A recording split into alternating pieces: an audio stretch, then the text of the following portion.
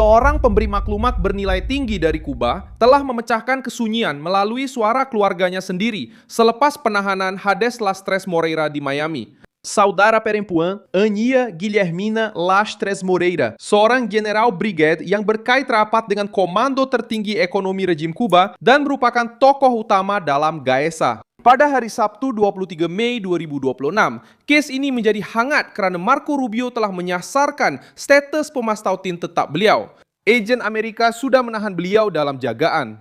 Dan anak lelakinya Ernesto Carvajal Lastres muncul mengatakan bahawa dia tidak dapat bercakap dengan ibunya dan bahawa ibunya dipercayai diasingkan. Kejadian ini tidak kedengaran seperti masalah imigresen biasa. Ia kedengaran seperti Washington akhirnya memasuki ranah tempat Havana paling cuba bersembunyi. Wang, hartanah, syarikat dan ahli keluarga golongan elit komunis yang hidup selesa sementara rakyat cuba menghadapi kekurangan, gangguan elektrik dan ketakutan.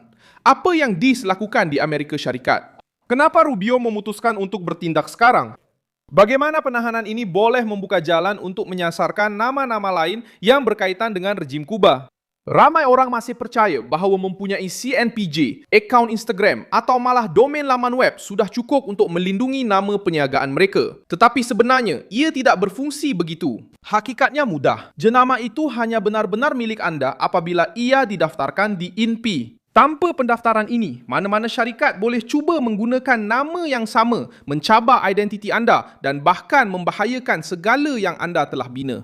Itulah sebabnya MoveOn terlibat dalam proses ini. Sudah lebih daripada 10,000 jenama dilindungi dengan perkhidmatan 100% dalam talian dan beroperasi di lebih 17 negara. MoveOn telah menjadi rujukan dalam pendaftaran jenama dan merupakan syarikat yang saya percayai sepenuhnya. Jadi, jangan tunggu masalah timbul baru mencari penyelesaian. Lindungi nama perniagaan anda sekarang. Pautan ada dalam deskripsi dan juga pada kod QR di skrin. Hades Lastres Moreira telah ditahan oleh ejen imigresen dan penyiasatan keselamatan dalam negeri di Miami. Dia adalah saudara perempuan kepada Ania Guilhermina Lastres Moreira, seorang brigadier jenderal dan presiden eksekutif Gaesa, konglomerat tentara yang mengawal sektor utama ekonomi Cuba. Penahanan itu berlaku pada 21 Mei dan pihak berkuasa Amerika Syarikat menyatakan bahawa Hades masih berada dalam tahanan. Perintah itu menjadi isu sensitif kerana Hades memasuki Amerika Syarikat sebagai penduduk tetap sah pada 13 Januari 2023. Kerajaan Amerika Syarikat menyatakan bahawa tiada rekod permohonan kewarganegaraan Amerika atau pasport Amerika Syarikat. Marco Rubio telah membatalkan status penduduk tetap beliau berdasarkan penilaian bahawa kehadirannya boleh membawa risiko kepada kepentingan dasar luar Amerika Syarikat terhadap Cuba. Ukapan yang memecahkan kesunyian itu datang daripada anak lelakinya, Ernesto Carvajal Lastres, seorang warga negara Amerika. Dia berkata bahawa dia tidak dapat bercakap dengan ibunya, menyatakan bahawa ibunya telah diasingkan dan memberitahu bahawa dia sedang mencari peguam untuk memahami undang-undang mana yang telah dilanggar. Keluarga itu jelas terkejut, tetapi kes ini tidak terhad kepada drama keluarga sahaja. Penahanan itu menjadi satu mesej politik dari Washington terhadap rangkaian yang berkaitan dengan rejim Kuba di dalam Florida sendiri. Rubio berkata bahawa Hades menguruskan aset hartanah dan tinggal di Florida sambil juga membantu rejim komunis Havana. Dia menyatakan bahawa tidak akan ada tempat di Amerika Syarikat untuk warga asing yang mengancam keselamatan negara hidup dalam kemewahan.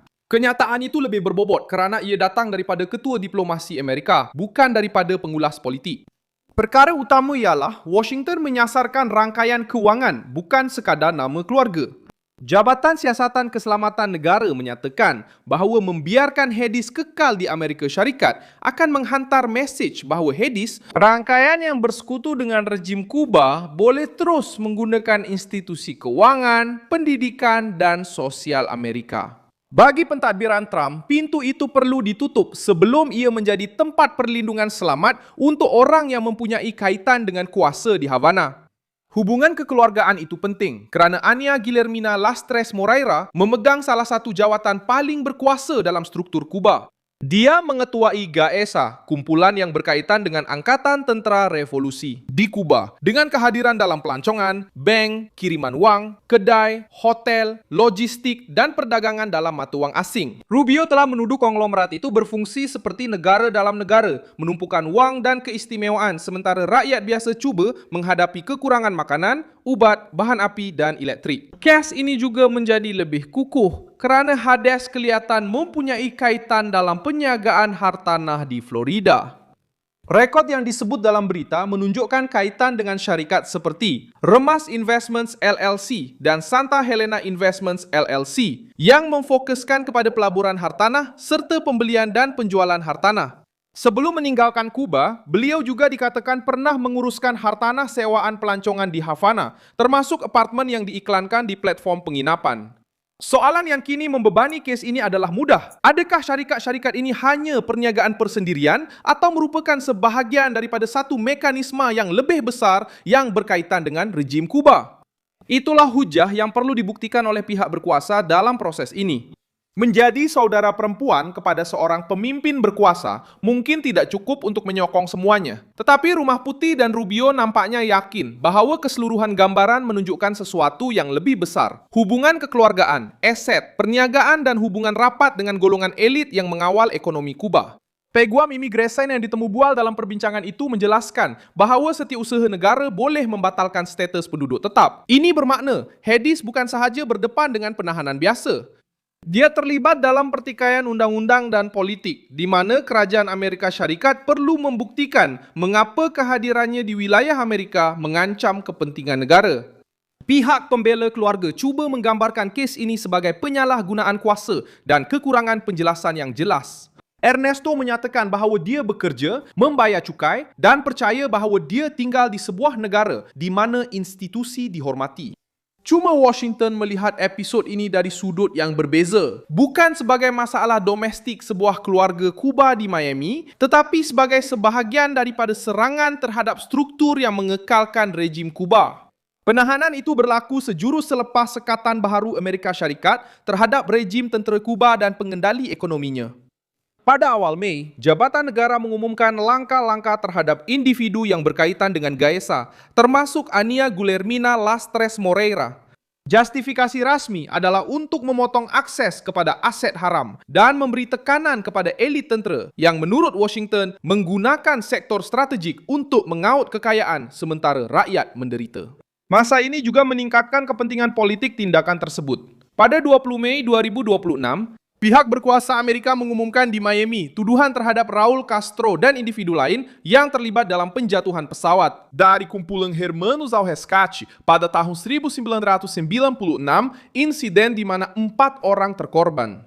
Pada hari berikutnya, saudara perempuan ketua GAESA telah ditangkap. Bagi rejim Cuba, ini kedengaran seperti kepungan. Bagi Rubio, ini kedengaran seperti satu message. Sudah berakhir zaman di mana sekutu sistem Kuba boleh bergerak dengan tenang sementara pulau itu sedang tenggelam. Perbezaannya sekarang ialah tekanan bukan lagi sekadar retorik, tetapi telah memasuki ranah pribadi, migrasi dan keuangan. Rumah Putih menggunakan episod ini untuk menguatkan satu tesis politik secara langsung. Krisis Kuba bukan kerana kekurangan wang. Ia adalah penguasaan wang oleh elit tentera. Rubio berkata bahawa rakyat cuba hidup dalam keadaan terputus bekalan elektrik dan kekurangan sementara GAESA menguasai kekayaan hotel, bank, kiriman wang dan perniagaan strategik. Naratif ini bergema dalam kalangan komuniti Cuba Amerika di Florida dan memberi tekanan kepada Havana pada titik yang sensitif, poket golongan elit.